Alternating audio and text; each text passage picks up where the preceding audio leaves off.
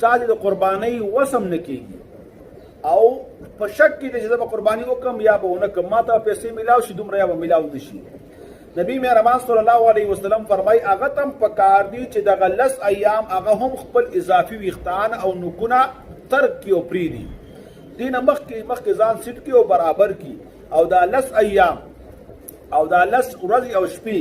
خپل اضافي ویښتان او نوکونه وانه دي.